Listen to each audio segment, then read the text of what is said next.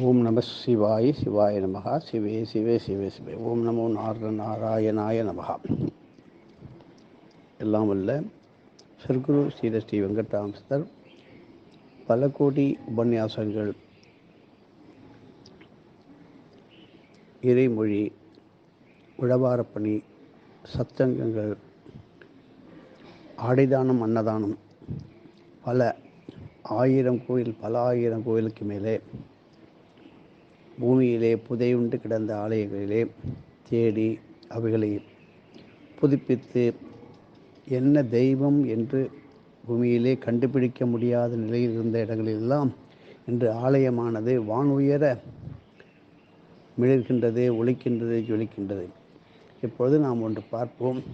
ஒரு புதருக்குள்ளே, வயல் காட்டுக்குள்ளே, யாருமே தெரியாத வண்ணம், அறியாத வண்ணம் காலப்போக்கிலே மறைந்து அந்த பிரபாகமான பெரிய நதியானது இன்றைக்கி ஒரு சின்ன ஒரு வாய்க்கால், ஒரு அடி அகலம் கொண்ட வாய்க்காலாக மாறி இருந்தாலும் தன்னுடைய பக்தியையும் சக்தியையும் அபரிமிதமான இந்த உலகத்திற்கு தேவையான நல் விஷயங்களெல்லாம் இலைமறைவாக இருந்த இப்பொழுது வெளிவந்து எந்திரமயமான எந்திரகதியான இந்த கலியுக வாழ்க்கைக்கு தேவையானவற்றையெல்லாம் அந்த இறைவனானவன் ஸ்ரீ ககோலீஸ்வரர் செண்பகவல்லி நமக்கு கொடுத்து கொண்டிருக்கின்றார். இவை பற்றி நமது புத்தகத்திலும் சிறு புத்தகத்திலும் நமது ஆசிரமத்திலே வெளியிட்டுள்ளோம். அவைகளை நீங்கள் கையில் வைத்து கொள்ளும் பொழுது நாங்கள் சொல்லுகின்ற இந்த செய்திகளுடன் ஒத்து பார்க்கும்போது அநேகமாக உங்களுக்கு உபயோகமாக இருக்கும். கண்டிப்பாக எதிர்காலத்திலே ஒவ்வொரு வீட்டிலும் இருக்க வேண்டிய ஞான கிரந்த சத்திய புத்தகம். இதை வைத்து ஒரு ஓடாத, ஒரு பழுதான ஒரு எந்திரத்தின் மேல் வைத்தால் ஓடாததும் ஓடும். அதில் உள்ள நுணுக்கங்கள் யாவும் ஞானபூர்வமாக உங்களுக்கு வரும். அதுதான் இந்த ககோலீஸ்வர பாஷை. இந்த ககோலீஸ்வர அந்த ககோள லோகம். ஆனால் எத்தனையோ கோத்திரமெல்லாம் நம்ம பார்த்துருக்கோம். உதாரணமாக பாரத்வாஜ கோத்திரம், ஹரித கோத்திரம், ஸ்ரீவச கோத்திரம், இப்படி 64 கோத்திரங்களை பார்த்தோம். ஆனால் ககோள கோத்திரம் என்பது கேள்விப்பட்ட ஒன்றாக இருக்காது. இது சாஸ்திரத்திலே இல்லை என்று கூட இப்பொழுதும் தர்க்கம் பண்ணுகின்றவர்கள் இருக்கின்றார்கள். இப்படி பாஸ்கரராயர் பெரிய அற்புதமான மகான். இவர் திருவிடைமருதிலே திருத்தேவன்குடி அங்கே பிறந்தார், அங்கே வளர்ந்தார். அங்கே இன்னும் அவரது பிறந்த அந்த அற்புத பூமியானது இருக்கின்றது. அவர் தினமும் திருத்தேவன்குடி அதன் வழியாக கால்நடையாக நிதானமாக நடந்து அந்த செம்மங்குடி ஸ்ரீ ககோலீஸ்வரரை இப்பொழுது ஒரு கல்லூரி, மாஸ் கல்லூரி, அதன் அருகிலே தினமும் தரிசித்து வந்தார். அப்படிப்பட்ட இறை பக்தி கொண்டவர் மகான் பாஸ்கர் ராயர். இந்த ஜென்பகவல்லி தேவியை, அவருடைய உபாசனையை அவரே தனக்கு ஞான சித்தி கடவுளாக பறித்து கொண்டு மகான் பாஸ்கர் ராயர் ரொம்ப யாராலும் சொல்ல முடியாத, நினைத்து கற்பனை செய்து முடியாத அரிய வித்யா ரகசிய அந்த மாமரையை, அதனுடைய பொருளை, அது கிடைக்கும் உணர்த்தும் வரி வஸ்யா ரகசியம் என்கின்ற பெயர் இதற்கு. வரி ஒரு எழுத்து கூட விடாமல் அதனுடைய புனிதத்தை, அந்த ரகசியத்தை தெரிந்து கொண்டவர் மகான் பாஸ்கர் ராயர். ஆக இந்த ககோலீஸ்வர சக்திகளை ஸ்ரீ பாஸ்கர் ராயர் சூக்ஷமமாக விளக்கிய தலமும் இதே இடமே தான் நாம் பார்க்கின்றோம். இந்த செம்மங்குடி ஸ்ரீ ககோலீஸ்வரருடைய புண்ணிய பூமி. இமயத்தையும் ககோள சிமயத்தையும் ஒரு சேர இணைக்கும் இந்த இமய உமை சக்தியை கொடுப்பதுதான் இந்த இடமானது. ஸ்ரீ லலிதா சகஸ்ரநாமம் எப்படி அற்புதமான 1000 போட்டி துதியை ஸ்ரீ ஹயகிரீவ பெருமாள் மூர்த்தி ஸ்ரீ அகசிய மகரிஷிற்கு, அகத்திய மாமுனிக்கு உபதேசம் செய்து அவருடைய திருப்பத்தினியான ஸ்ரீ லோபமாதா தேவிக்கும் உபதேசம் செய்தாலோ, அதுபோல சனாதன தர்மத்தை 6 விதமான பகுப்பாக வகுத்து கொடுத்து ஸ்ரீ ஆதிசங்கரர் ஸ்ரீ லலிதா சகஸ்ரநாமத்திற்கு முழு முதல் பாஷ்யமானதை எழுத ஆரம்பிக்கையிலே பல தடவை எழுதி அது இல்லாமல் போய்விட்டது. அப்பொழுது என்னாச்சு? அம்பாள் அவரிடம், பின் ஒரு காலம் இதற்காக உரித்தான காலம் வரும், அம்பாள் உபாசனை அவர்களை அனுப்பி இப்படி அரிய கைங்கரியத்தை யாமே முடித்து தருவோம் அப்படின்னு அசரீரியாக நேரடியாக சொல்லினாள். ஆகவே இந்த திருப்பணியை மேற்கொள்ள அம்பாள் நியமித்த சக்தி உபாசகரே மகான் ஸ்ரீவித்யா உபாசனையிலே கரை கண்டவரே ஸ்ரீ பாஸ்கர் ராயர். இந்த பாஸ்கர் ராயர் திருவுடை மதுரிலே அவர் வாழ்ந்த இல்லம் இருக்குன்னு முன்னாடியே சொன்னோம். அது நம்முடைய சத்குரு அங்கே சென்று அற்புதமான பூஜையெல்லாம் செய்தார். அது இன்றும் இருக்கின்றது. திருவுடை மருதூர் சங்கர மடத்திற்கே எதிர்ப்பக்கத்திலே கொஞ்சம் தூரத்திலே இருக்கின்றது. இந்த லலிதா சகஸ்ரநாமத்திற்கு முதலாக பாஷ்யம், அதாவது விளக்கம் எழுதியவர் மகான் ஸ்ரீ பாஸ்கர் ராயர். அதை எழுதும் பொழுது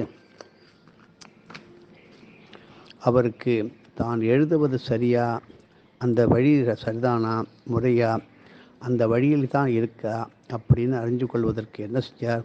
அப்பொழுது திருக்கோடிக்கா திரிபுர சுந்தரி அவரிடம், அன்னைக்கு எழுதியதை நீ என்னிடம் வைத்திடு, அடியேன் அதில் பிழை இருந்தால் உனக்கு திருத்தம் செஞ்சு தரேன். எப்படி? பாஸ்கராயிட்ட சொல்லிட்டார் அம்பாள் நேரடியாக. இதை தன்னுடைய ஞானக்கண்ணால் அருமையாக உணர்ந்து கொண்ட மகான் பாஸ்கர் ராயர் ஓலை சுவடிகளிலே எழுதிய பாஷ்யத்தை அம்பாள் திருவடிகளிலே வைத்துவிட்டு தினமும் செல்கின்ற ஒரு பழக்கம் நடந்து வந்தது. அன்று இரவு ஸ்ரீ திரிபுர சுந்தரி அம்பாள் அந்த ஓலைச்சுவடியை நன்கு பரீட்சை செய்து ஆராய்ந்து அதில் தவறோ பிழையோ இருந்தால் அவருக்கு தன்னுடைய பாத சலங்கை ஒலி மூலமாக ஒரு சிக்னல் சமிக்ஞை செய்வார். இப்படி மறுநாள் காலையிலே மகான் பாஸ்கர் ராயர் ஸ்ரீ திரிபுர சுந்தரியுடைய சன்னதியை நிதானமாக சுற்றி வந்து அப்படி வரும்பொழுது ஜல் ஜல் ஜல்னு ஒரு சின்ன சலங்கை ஒலி கேட்கும். அவ்வாறு சலங்கை ஒலி கேட்டால் அன்று நாம் சமர்ப்பித்த ஓலைச்சுவடியில் எழுதி வச்சுட்டு செஞ்சோம் இல்லையோ, அதில் திருத்தம் இருக்குது அப்படிங்கிற அர்த்தம் அதுக்கு தெரிந்து கொண்டார். திருத்தம் செய்யப்பட்டு அது அம்பாளுடைய திருக்கரங்களாலே அதில் திருத்தம் செய்யப்பட்டு அந்த ஓலைச்சுவடி மகான் பாஸ்கர் ராய் கையில் வந்துடும். தொடர்ந்து எழுதுவார். அதை அப்படியே ஏற்றுக்கொண்டு மறுநாள் தொடர்ந்து அந்த லலிதா சகஸ்ரநாமத்திற்கு பாஷ்யம், முழுமையான பல தெய்வீக அர்த்தங்களை கொண்டது தான் பாஷ்யம். ஒரு முறை ஸ்ரீ வித்யா உபாசகர் ஒருவர் அம்பாளின் திருநாமங்களையும் யோகினியர் நாமங்களையும் தெரிஞ்சுக்கணும்னு ஆசைப்பட்டார்.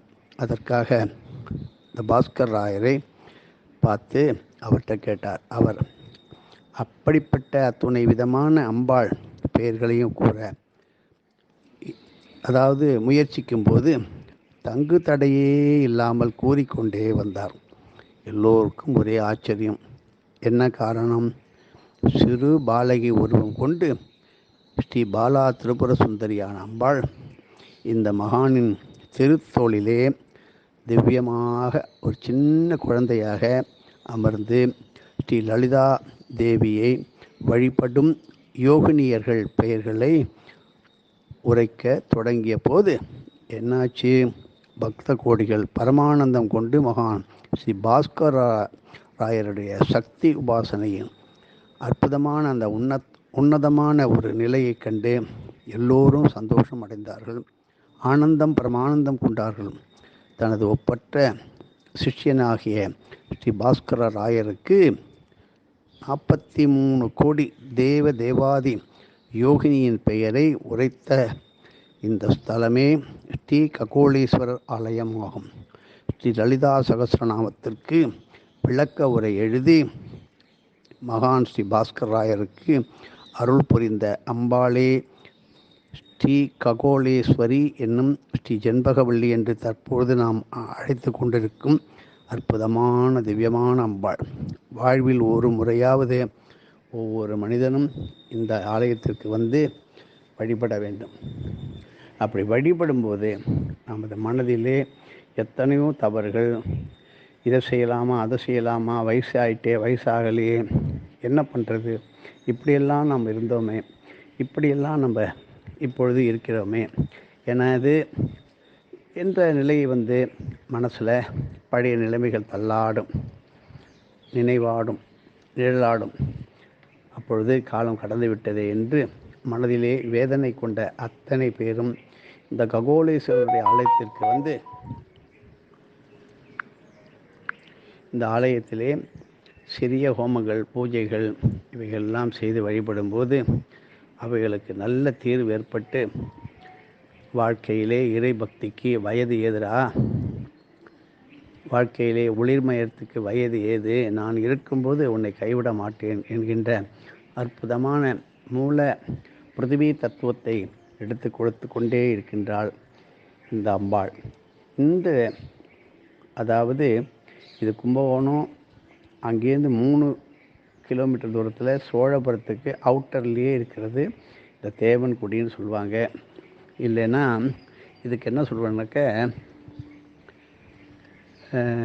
அந்த கோயிலுக்குள்ளே போகணும் அப்படின்னு சொன்னாக்க ஒரு வார்த்தை அப்படியே சொல்லிடுவாங்க. ரொம்ப பக்கத்தில் இந்த மாஸ் கலைக்கல்லூரி அதுகளுக்கு அப்படியே ஸ்ரீதர ஐயாவாள் மடம் வழியாக இருந்தாலும் அது மிக தூரமாக நடந்து செல்ல வேண்டும், வயல் வாய்க்காலில். இதை இந்த வயலை, இந்த இடத்தை இந்த திருக்கோயிலுக்கு விட்டு கொடுத்து அதற்கான இடங்களை கொடுத்து வாங்கி உதவுவர்களுக்கு போக்குவரத்து சாலைகள் ஏற்படுத்தி கொடுக்கிறதுக்கு கோடானு கோடி நன்மைகள், பல கோடி தலைமுறைகளை காத்து உங்களுக்கு நல்வழி கொடுப்பாள் சத்தியமான அம்பாள். அப்படிப்பட்ட நிலையில் இருந்த, யாரும் காண கிடைக்காத, வழி தெரியாமல் இருந்த ககோளீஸ்வரரை நமது வாத்தியார் ஒரு 30 வருஷத்துக்கு முன்னாடி இந்த இடத்துல ஒரு கோயில் இருக்குடா, இங்கே தான் பௌர்ணமிங்கிற திதி உதித்த இடம், அம்பாள் பிரகாசமாக இருப்பா, உங்களுடைய வாழ்க்கையும் அது மாதிரி பிரகாசமாக இருக்கும், அதுக்கு முயற்சி பண்ணுங்க ஐயா அப்படின்னார். அடியார்கள் செய்த முயற்சி வீணாகவில்லை. 30 வருடங்களாக தாமதித்தாலும் இன்னைக்கு ஓஹோ என்று பொலிவுடன் உலகமே போற்றும் அற்புதமான ஞான சக்தியுடன் பொழிகின்றால். அற்புதமான இந்த திருக்கோயிலே என்னென்ன பூஜைகள், என்னென்ன செய்ய வேண்டும், இவைகளை பற்றி பகுதி 2ஆக பார்த்து நீங்கள் அதைப்படி செய்யும் பொழுது உங்களுக்கே ஒரு திவ்யமான, பிரகாசமான, ஒளிமயமான ஆனந்தம் ஒன்று காத்து கொண்டிருக்கின்றது. இதை நீங்கள் தொடர்ந்து கவனிக்கும் பொழுது உங்களுக்கு மேலும் நிறைய அதில் ஞானங்கள், நமக்கு தெரியாத விஷயங்கள் கிடைக்கும். ஆனாலும் நீங்கள் இந்த புத்தகத்தை கையில் வைத்துக்கொண்டு வாசிக்கும்போது உங்களுக்கு அற்புதமான மேலும் பல கிட்டாத ரகசியங்கள் கிட்டும்.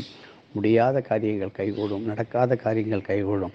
வாழ்க்கையே ஸ்தம்பித்து விட்டது, இருட்டாகிட்டது, ஏதோ போயிட்டியா அப்படின்னு வேதனை உள்ளவர்கள் இப்பொழுதே இதற்கு தயாராகி நீங்கள் செய்வீர்களானால் வாழ்க்கை என்றும் தீபப்பிரகாசமாக, உயிர் உள்ளவரைன்னு சொல்கிறோம் இல்லையா, உயிர் போனாலும் எந்த லோகத்திலும் பிரகாச சக்தி உங்களுக்கு கிடைக்கின்ற அற்புதமான பௌர்ணமி திதியானது மேலும் ஒரு அற்புதமான பீஜ அக்ஷரம் உருவான இடம்.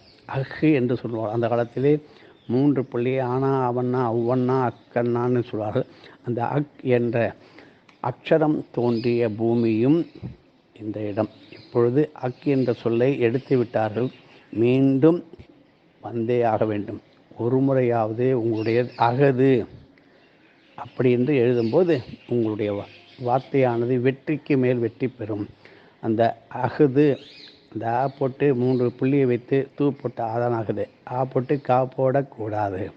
அந்த அகது என்கின்ற அக்கண்ணாவை சொல்லும் பொழுது உங்களுடைய காரியங்கள் எல்லாம் ஜெயமாகும். 3 புள்ளியிலே ஒரு உலகத்தையே அடக்குகின்ற ககோள பூமிதான் நாம் பார்த்து கொண்டிருக்கின்ற இந்த தேவன்குடி. தொடர்ந்து பகுதி 2, 3, 4 என்று பார்ப்போம். எதுவும் என்னுடையதில் அனைத்துடைய அருளாளா அருணாச்சலா.